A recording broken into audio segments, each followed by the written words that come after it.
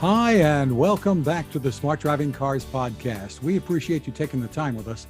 This edition is sponsored by the Smart ETF's Smart Transportation and Technology ETF, symbol MOTO. For more information, head to motoetf.com. Technical support is provided by CARTS, the Corporation for Automated Road Transportation Safety, a 501c3 nonprofit dedicated to safe and high-quality mobility for all. I'm Fred Fishkin, along with the Faculty Chair of Autonomous Vehicle Engineering at Princeton University, Alan Kornhauser. Hi, Alan. Hi, Fred. Good afternoon. Good afternoon. We'll get into it later, but you're talking to us from down south, aren't you? Well, yeah, I just happened to be in Memphis at a conference, so yes, a little further south than Princeton. Well, NVIDIA has held its virtual developer conference this week. Of course, lots of news there, and we are happy to have joining us NVIDIA's Vice President of Automotive, Danny Shapiro. Great to have you with us again, Danny. Always great to see you too. Well, so some of the headlines to talk about from the conference. Let's start with what you're calling Drive Thor. I love it. The overview first, Danny. Sure. Well, so we have a history of bringing out a single architecture, but with product enhancements. Kind of every 2 years is the cadence. And our previous pre-announced generation was called Atlan, and it was going to be 1,000 TOPS processors. So again, bringing more and more AI compute for autonomous vehicles. At GTC this week, Jensen announced that we have canceled Atlan and we're replacing it with Thor. Same timeline, but we're bringing all kinds of new innovation to this processor, new CPU capabilities, new GPU capabilities, new AI capabilities, and a lot of safety critical aspects as well for autonomous vehicles. So we basically accelerated development. The result is that now we've doubled performance. So Thor will be 2,000 TOPS. We've also added new floating point processors, so it's 2,000 teraflops as well for AI workloads. And it's super exciting. Our customers are really excited about it, and targets 2025, start of production vehicles. So what will this mean for costs and for your customers? Well, a key aspect of Thor is now what we call multi-domain computing. And so it will be able to devote all that horsepower, if you want, to autonomy, but also we can partition it and have secure computing zones, if you will, on the same processor, so we can handle ADAS and IVI in a single system. So now this is a centralized computer. It means less additional parts for our customers, so that's going to ease some supply chain concerns. It's less weight, it's less cabling, and overall we believe it'll be reduced cost from a system perspective. So a lot of gains, and it enables our customers now to really have a truly software-defined car. Updates for a lot of features and capabilities that they previously haven't had OTA capability. Alan, you want to jump in? Yeah, no, well, that's really, and I think lower power too, right? Because the amount of power consumption, especially in the electric vehicle applications of these things, is a non-trivial piece of this, right, Danny? Absolutely. So there is greater performance that we require, but by centralizing this and through advances in the tech, we're going to see a 3 times better energy efficiency over what we currently have on the market that's in production today with our Drive Orin. That has been a home run product. We have over 40 different automakers and truck makers, robo-taxi companies that are either in production or will be going into production with Drive Orin. A number of those in China, but a range of customers all over the world. Yeah, and some of those folks are making announcements about the NVIDIA Inside and what it's going to bring to enhance and improve the driving experience, and much of it is really focused not only on safety but really comfort and convenience aspects of it because of that integration and basically being vigilant at all times and helping the driver, which I think is a lot of us want to do robo-taxis, and a lot of us want to deliver rides, but the broad value proposition out there, the large market is to just enhance how well these vehicles serve us when we're using our vehicle to get from A to B. Very true. I mean, we're processing sensors outside the vehicle, but also processing inside the vehicle. So it's any kind of driver monitoring, voice recognition, natural language understanding, gesture recognition, gaze detection. So a lot of safety features too. And so the ability to do that on one processor, it really improves, because it allows you to, again, with over-the-air updating, to basically, as things improve in one area, improve it and jiggle around, and basically, fully utilize that processing capability, but the flight without having to go get some more chips and stuff, right? I mean, fundamentally. Absolutely. You mentioned those two words, supply chain, in what you said, Danny. So what is the picture looking like today? Are we seeing continuing improvement, or what's the status? I think so. The a lot of the issues were with older chip technologies, older process technologies, and forecasts, and the production of that legacy equipment that was required to do the heated seats or some other kind of more esoteric feature.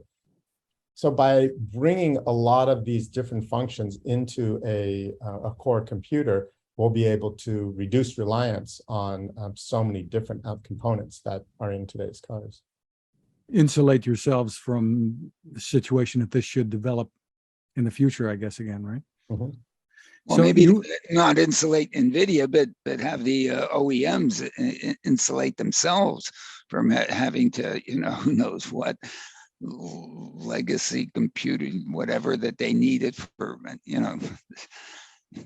one's always focused on trying to get things into sort of one computing environment, and then do it with software, and be able to then actually improve that over time using the same compute power that you had. And you're exactly right. The value proposition of the vehicle going into the future, as opposed to being instantaneously obsolescent, if not obsolete, when you drive it out of the showroom.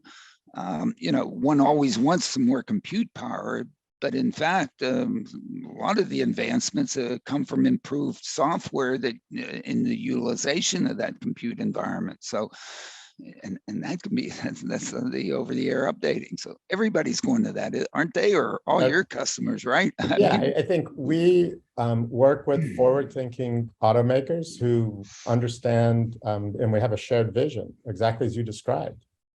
It's that software-defined car, and new features, new capabilities get rolled out. Some of those things will be free. Some of those things people want to pay for it. It adds value to them every day, adds value to the vehicle and experience and safety. So that's what we're doing with, as I mentioned, over 40 companies that are using Orin. From Mercedes-Benz to NIO to XPeng, who just rolled out their new G9, which is a beautiful car, to robotaxi companies and trucking companies. Yeah, that G9 is pretty darn impressive, and what they put out there, and what they're going to put out there with your processors in terms of integrating these things. I found one of the things that I've been sort of complaining a little bit about is the separation of automated emergency braking from things like intelligent cruise control. I mean, I think those things should be totally integrated. Why should the car wait until 1.6 seconds before collision to start applying the automated emergency braking system and go crazy, as opposed to, having a perfectly smooth transition from when it's not slowing down normally, and so on and so forth in intelligent cruise control. All that needs to be integrated, and you really, if you have two different systems doing these things, if you have it's just, you pull your hair out. Right. So you hit the nail on the head. Really, this is the evolution of the car, has been to just keep adding more boxes with different functions, and right. The ability to integrate it now makes total sense. Absolutely. Danny, you've also announced a new feature of Drive Sim that is called a neural reconstruction engine. Yeah, this is really interesting technology. It kind of came out of our research team, so it wasn't necessarily designed for autonomous vehicles, but that's one of the benefits of NVIDIA as a tech company, as an AI company, as a graphics company. We're coming up with amazing innovation, and then we can grab that and bring that into our automotive product and to benefit of our automotive customers. So the way Drive Sim is this platform for testing and evaluating and validating the AI systems in the car. We create a digital twin of the car, and we can create a digital twin of the environment, and we drive and we test. What the neural reconstruction engine does, though, is take the video feed from a drive. So we'll go out, we'll drive down a road, we have the cameras on, all that information is captured, and then what we can do is rebuild the scene from that sensor data. And so we create a full 360-degree environment through time, and the AI extracts different objects. So if there's parked cars, we can select those and harvest those as 3D objects then that we can reuse, pedestrians, other elements. And then we can use domain randomization to move objects around in the scene. So if we want to create a scene with more traffic, we can add more cars and then basically replay that scenario.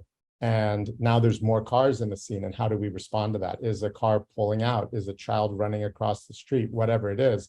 So in the past, simulation required a lot of manual creation of the environments and the scenarios. And now we're automating that with AI, being able to leverage existing drives.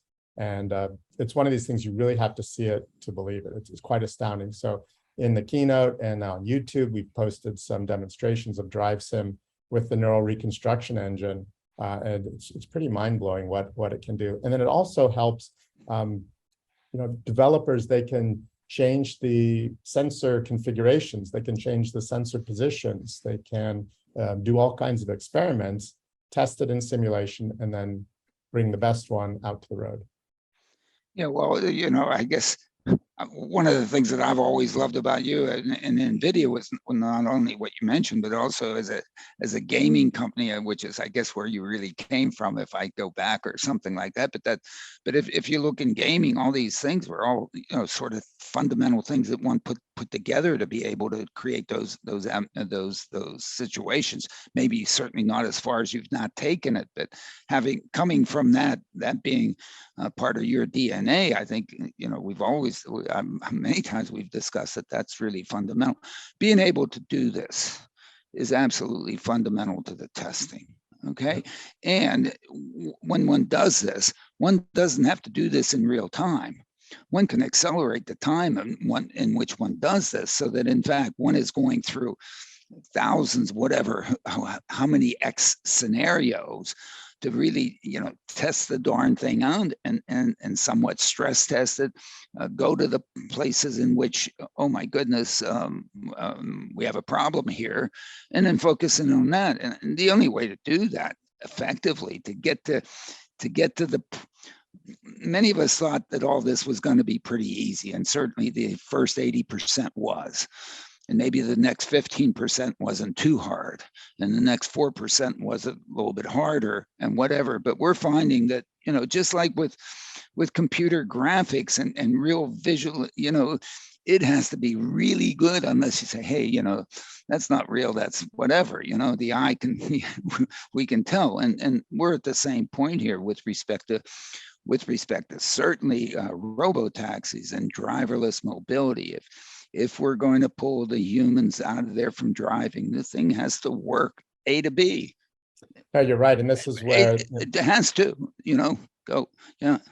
The data center plays such a vital role. And a lot of people don't necessarily talk about that, but there's really two computers needed for autonomous vehicles. One's in the car, one's in the data center. And that supercomputer, that server farm, is used for training.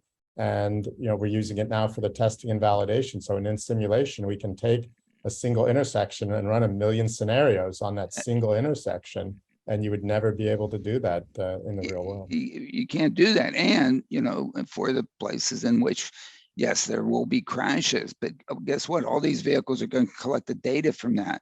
And once one has the data for that, go back to and put it in these simulations, you won't have that one again, okay? Because you'll be able to fix it. So it's, and the only way to do this is the way you're setting it up to do it. There was also some news, Danny, about NVIDIA Drive Concierge. That's right. Yeah. So this is our AI software for inside the car, and it's driver monitoring. It's the avatar and natural language processing. So it's really a tool and a platform for the IVI, for the rear seat entertainment, for the instrument cluster. So it's integrated suite of AI plus graphics.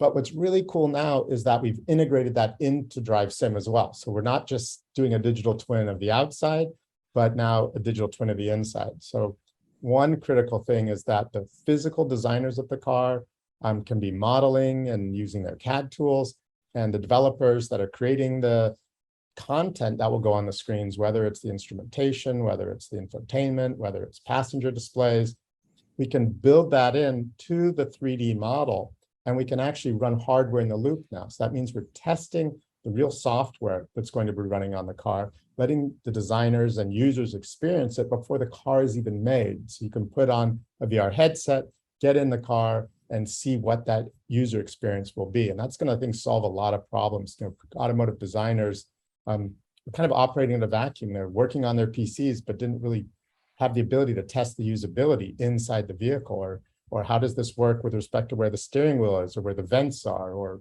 physical buttons and controls, lines of sight, whatever it may be. So this will be a boon to the automotive design process and the testing, being able to fully integrate. And then we can certainly see this going to even the sales and marketing side, where people could go on virtual test drives and truly experience the full interior of the car, and even then put it into Drive Sim, and they could experience an autonomous drive through their neighborhood or something like that. So there's a lot of implications of using our Omniverse tool, which this is built on. You know, it's basically creating a metaverse application for the entire pipeline, from design, production, and manufacturing to marketing, sales, and ownership of these vehicles. It's interesting. I know the gaming side of the company has certainly fed into what you do. It's almost sounding like you could be feeding back into them. Well, yeah, you raise an interesting point. In fact, we first started doing this simulation using a game engine, right? And that was just like a quick way to get up and running. Mm-hmm. What we found, though, was it just didn't scale. It didn't have the ability to handle the massive data sets that, if you think about it, for importing the CAD data from the car, it's not just a simple model that we play in a game, but we wanted to use all the real data. So that was one issue. But also what we've built into our environment is a true physics simulation. So gaming engines, you know, like movies, it's all sort of faked or cheated. And so in fact, this is all a true simulation of all the laws of physics. And the rendering is a physics representation of how light travels and reflects and refracts. So it's really a remarkable tool. And then it integrates in with, you know, the vehicle dynamics models that manufacturers use, or whatever other software that they've developed that taps into the Drive Sim platform, so they don't have to recreate everything from scratch. Very cool. And of course, you mentioned one or two, but you've got a long list of partners who are making use of what you've come up with now, and will be using even much more of it down the road here when all this the new technology comes out. Yeah, we have a lot of automakers. We talked about XPeng. Zeekr in China announced they're adopting Thor, so we just announced it. It's on their roadmap. In 2025 vehicles, we'll have that. Qcraft is a robotaxi company that's going to be rolling out later this year in China. They're using our Drive Orin. And then on the sim side, it's really interesting how all of these sensor companies, all the LiDAR companies like Continental and AI and Septon, they're working with us because we're now creating digital twins of their sensors, of the cameras, the radar, the LiDAR, so that it can be tested and validated in sim. And so our automaker partners can experiment putting different types of LiDARs or different locations or quantities of those on the vehicle and test the software and figure out what's the optimum configuration and how are they going to achieve the greatest level of safety through the diversity and redundancy of different sensor types. So very cost effective to do this in sim instead of having to build out vehicles and bolt things on and take them off and then drive around. So it's it's a great tool, sort of a time machine that just accelerates their production roadmap. Terrific. Well, we'll be back, but this is a good time to remind you about our sponsor, the Smart ETF's Smart Transportation and Technology ETF, symbol MOTO. To get more info, head to motoetf.com. On the website, look for a white paper. It's called The Smart Transportation Revolution. You'll find it under the Insights and News tab. Some great information there that can help you make informed decisions about investing. ETFs can be a smart way to spread risk with investments, maybe focus on a particular category of stocks. The website, once again, is motoetf.com. We are back with more of Smart Driving Cars and our guest, Danny Shapiro, VP for Automotive at NVIDIA. Danny, before we move to some other headlines, your assessment, as we've been coming out of the pandemic, of the progress that we are seeing. Obviously, you've told us a lot here, and the biggest challenges ahead. Well, I think, there's a misconception that things really paused, and I don't believe that's true. We, as a company, we're doing a lot of work remotely, but there's a lot of advances continued. We have people who would go into our garage. We were conducting test drives. We're continuing to innovate. People in our labs working on new chips. As you just saw, there's new hardware, there's new software that we roll out. And I think our customers are the same. There's a lot of development work going on, more test pilots of products, whether it's robotaxi trials, whether it's new vehicles coming out in different locations around the world. So there might not have been as much in the news per se, but I think the advancements have still continued and investment continues to flow in. We've talked about consolidation over the years, and I think we'll probably still see some more of that. But in my view, it's very positive. We have a great roadmap. We're seeing increased sales, and it's an exciting time to be in this space. What it seems to me that has happened is maybe we haven't gotten as far as we thought we would get in terms of the autonomous taxi, robo-taxi, driverless vehicle business, people being driven around without, touching anything. Why? Because that darn thing is really hard, because you have to do it everywhere. I mean, you can't fail. But the advances in essentially now almost all cars that are in the showroom in terms of moving to have a heck of a lot more of real driver assistance systems inside, and to see the improvement in those systems so that now they actually work is all dependent on you getting the processors out there and the software and the testing and all that stuff to bring that to me, that has advanced enormously over these last 2 years. You look at what you can go in and buy today in the showroom, and what seems like everybody is announcing either in the 24 or 25 model year, up and down the models in the showrooms. All this is going to be standard. All that compute environment, all that communications environment, all that monitoring environment, all of that. In a sense, to me, it looks like it's a huge market for you, because that's where the volume is. That's where the 20 million, 40 million year vehicles are sold. We're not going to sell 20 million robo-taxis, okay? Maybe never, okay? But all these all these improvements in the vehicles that all of us have bought for the last 100 years and whatever, all that is all being led by you, and at least it seems to me that it's out there just really accelerating. I think the big shift is, even today, some of the cars that do have some of these nice advanced features are still kind of discrete systems that are doing a single function. Right. And so, yeah, that transition is going to happen in a couple of years where, and again, it's not just for the high-end cars. Like the companies we're working with now, they're putting this system in every model. low end to high end. And so it might not be active on the base model when you buy it, but you could upgrade and pay for the software at a later date. So they're enabling the whole fleet with the cameras and the sensors, with the compute. And so they're also benefiting from all that data collection. Even if the system isn't driving the car, it's contributing to the mapping, and it's contributing to the data collection to improve the software over time. So it's a great strategy, and they can then monetize it as that installed base grows. And there are real business cases there, and people seem to be buying it. One doesn't seem that they're not out there, they're saying, well, I'm passing on it, they're buying it. So I don't know. I think it's really advanced. I mean, substantially in quality, okay, as opposed to hype and whatever Sunday supplement, whatever was out there. Who knows what we were doing before. Alan, some headlines from the latest Smart Driving Cars newsletter.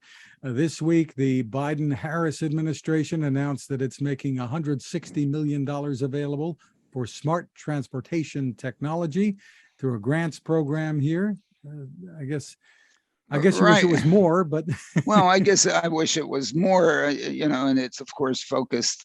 It's seemingly focused on infrastructure and infrastructure improvements. And what my comment is it needs to be focused on vehicle improvements and how to improve the vehicle.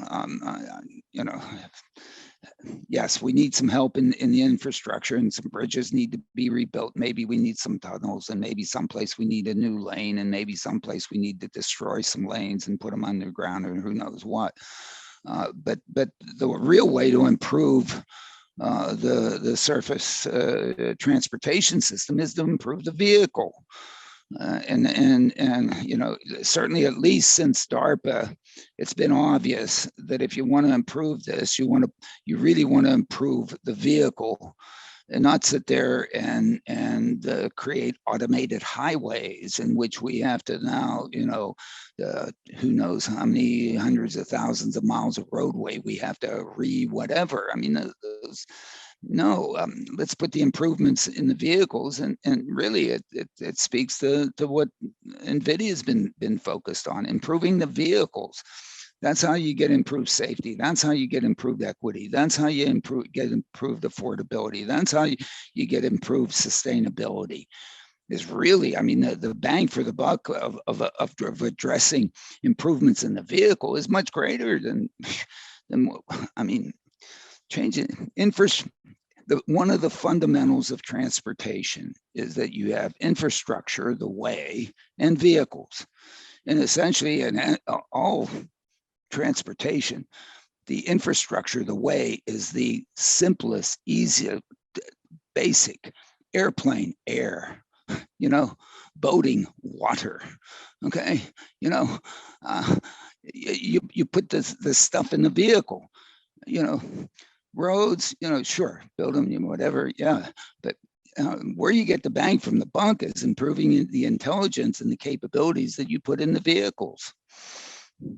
Just my view. I hope they focus on that. Of course, I want them to focus on that so that we can get Trenton going. Of course, I'm totally biased in my opinion. I admit it up front, but we are not going to go build new roadways that are exclusive and have all the things so that they can be automated.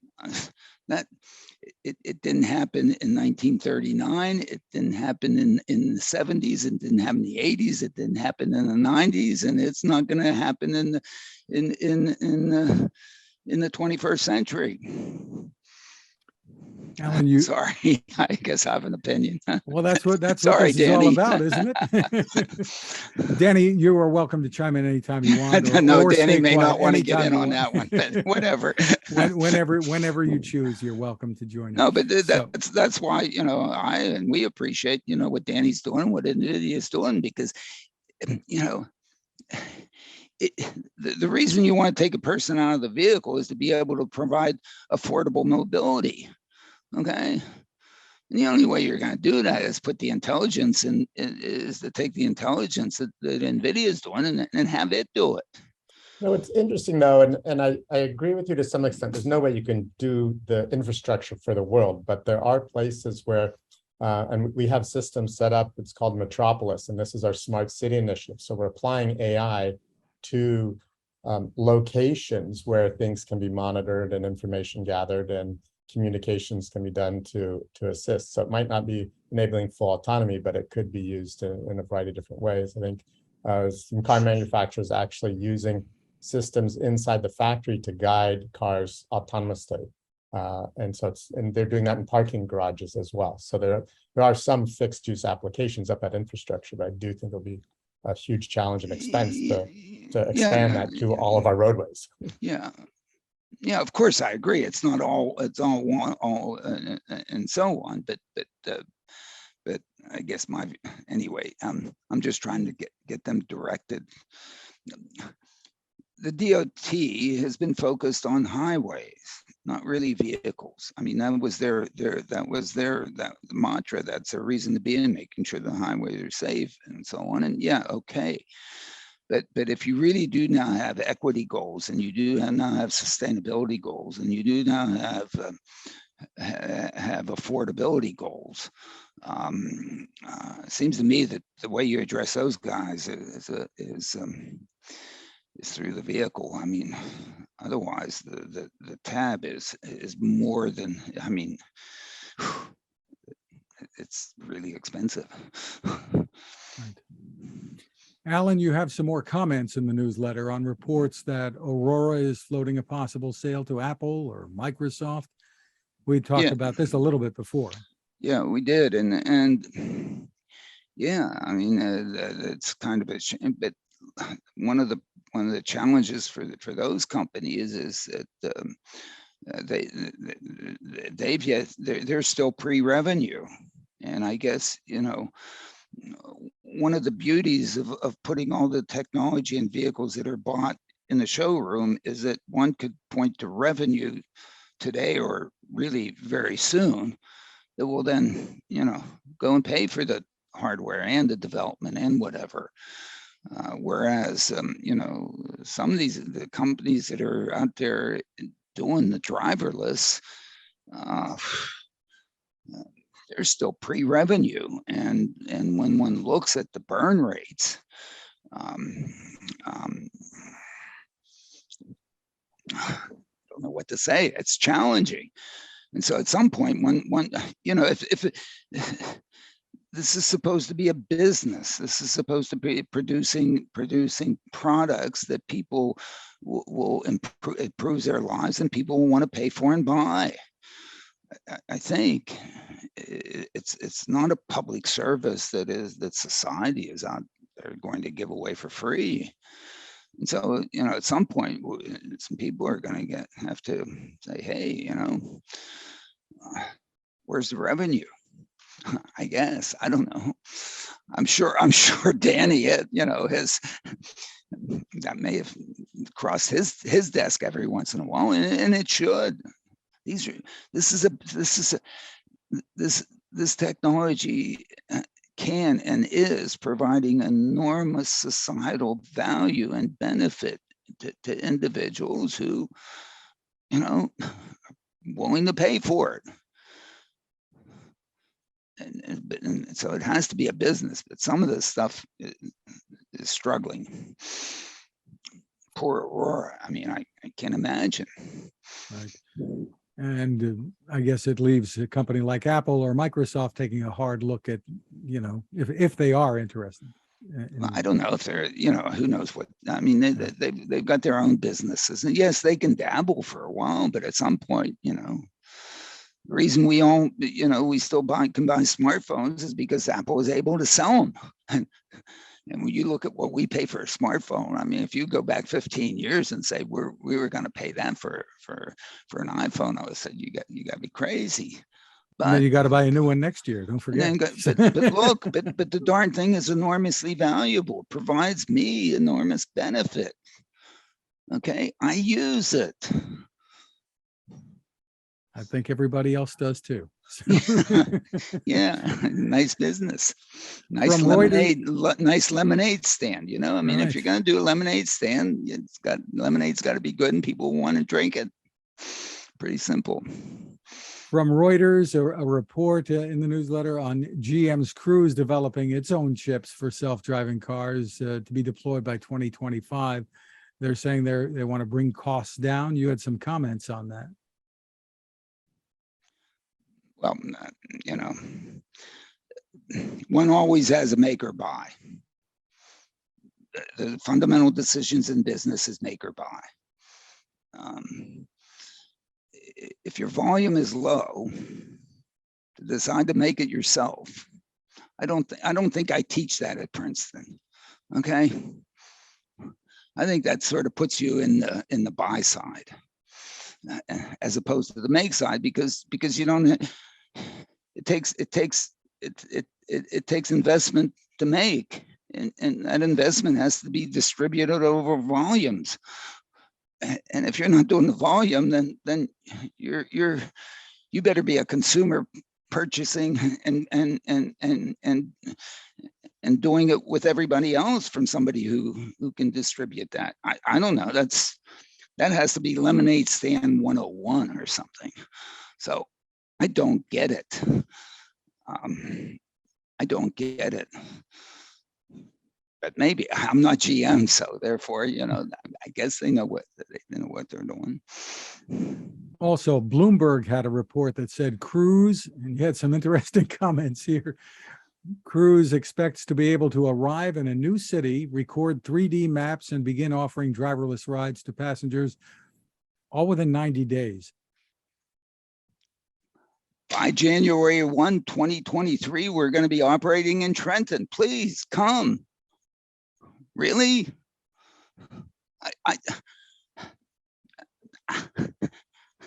Hey, great. I'm a buyer.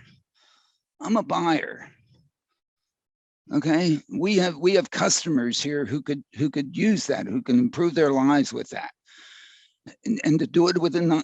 I mean, now if it's something you're gonna do as opposed to something you're doing, then I don't know when the gonna, but you know, somehow I must not be able to read the English language. I put it in big bold type there. I don't know, or maybe writers don't know what to write, and they really didn't say that, or I don't know. I'm not interpreting words correctly, but anyway, sorry.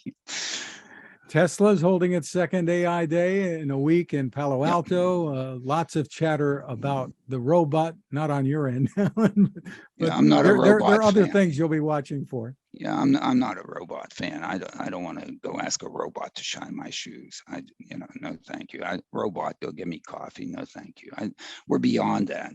This is the 21st century, and I don't know, whatever. But again, that's my quirk. And the MIT Mobility Forum on public transit in the U.S. is continuing with weekly sessions and been very worthwhile, right? Yeah, those were excellent last year. They're excellent again this year. At noon on Fridays, it's free. Tune in. And Danny again making GTC, free over the air. I don't know. It's at some point maybe we'll have a little chat about that, and you can tell me as to how you really feel about that. But the value to me, to my students, to be able to get that is really great. Now, hopefully, NVIDIA also is getting great value. I know I went out to GTC on a couple of them out at in Palo Alto, certainly before COVID, in San Jose, excuse me. And it's great being together with people. It's great being in the room. It's great raising your hand, asking questions. But the opportunity to get the breadth and get the depth, that's a real service that you're providing. And, yeah, we do miss the live. We used to have around 10,000 or more people right. getting together, and great event, great sessions. But we've been able to scale it. We had, I want to say, around 250,000 people who registered for this week's sessions. And so anyone can still register up through Friday. And then these hundreds of sessions are available on demand. So if you watch them this week when they're scheduled, there's actually live Q&A that people can do through Zoom. But after the fact, yeah, it's all on demand, and we just see the great value too. So there's a lot of academia that participates, but within industry too. It's really valuable, and it's fun because it can be cross-disciplinary. You can watch sessions outside your domain and learn some really cool things and figure out how to apply it to what you're doing. Yeah, I that's the way I see it. But you're the people that have to pick up the tab to do that, and you have to see value, to you on doing it that way, as opposed to bringing all of us together. We all like to be together, but to get 260,000. I mean, CES in Las Vegas, maybe got 260,000 once or something like that, but it doesn't even do it. But kudos to all of you for doing this and putting it on. Really good. Okay. And to be able to go back anytime and watch too, for a lot of people, that's a huge plus for many people.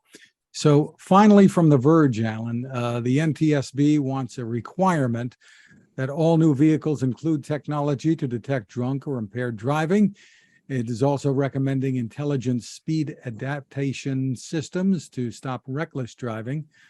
I think on the drunk driving side, you've talked about this for a long time. Well, not me. Everybody has. This isn't news. I mean, look, we should, of course, the vehicle shouldn't let us misbehave.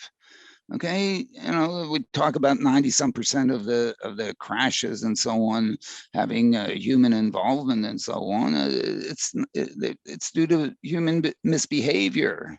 We're there on our phones, we're there road raging, we're there, whatever, and who knows what, and falling asleep and all that stuff. None of that should be permitted. I mean, there are rules of the road that we should all be following. Okay, and the technology certainly exists, it has existed to do it. The marketplace, good luck. I mean, the reason we don't have these things in there is because either General Motors won't be able to sell it, nobody will buy it, and if it happens to come in the car, they'll snip it. They'll go to a YouTube or whatever, and I guess, so.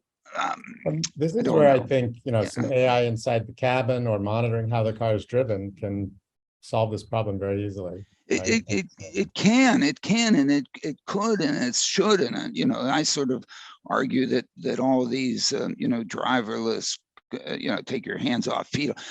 It's not taking your hands off the wheel that's bad. It's taking your feet off the pedals or close to the pedals, because usually it's not, hey, that you're gonna, if you try to swerve around something, you'll flip the car and die.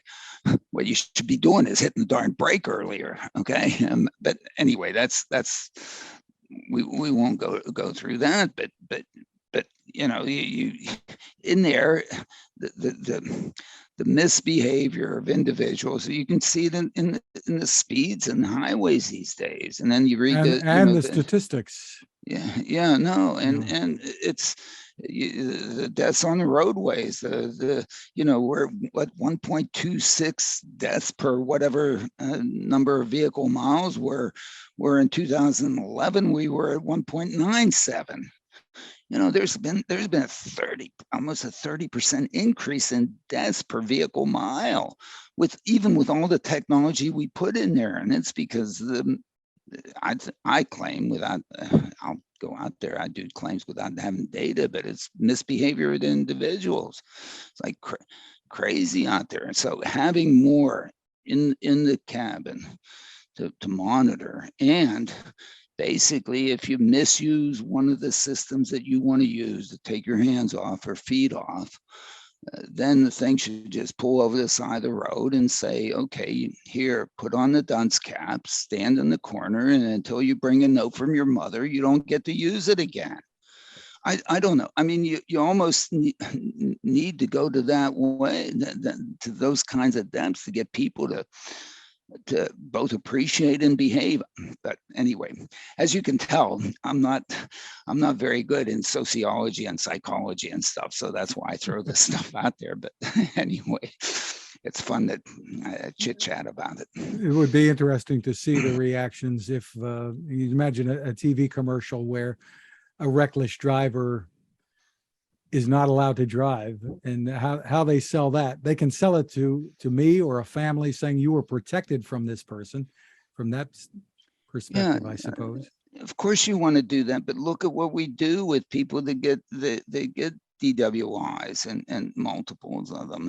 You know, guess what? They still get back in there and drive. I mean, it very, very, very difficult problem. Okay, is what I'm trying to suggest. But if the vehicle would not allow it, that's yeah, but it's easy to make the vehicle not allow it. The question is will anybody buy those vehicles, or are they the first thing they're going to do is modify it so that that doesn't happen? Very difficult to do. Now, maybe, you know, I don't know. Very frustrating. Very frustrating. And to me, that I think that's we were talking before about having basically automated emergency braking systems or that sort of system be on all the time. And in a sense, you know, let you sort of, you know, turn the steering wheel however you want, but the car still stays in the lane. Okay, and basically save your butt, and which is what analog brakes do. You know, one of the interesting aspects of analog brakes is that it is a control system that operates in defiance of what I want. Because if I'm there and I push hard on that brake, okay, it comes back and says, hey, yo, Alan, you don't know what the hell you're doing, okay? You're going to lock up the wheels and you're going to kill yourself.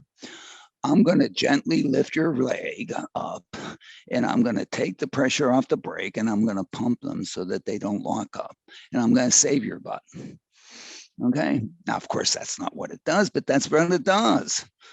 And after it does that and saves my butt, I'm there. Oh, thank you. But next time, it saves me again.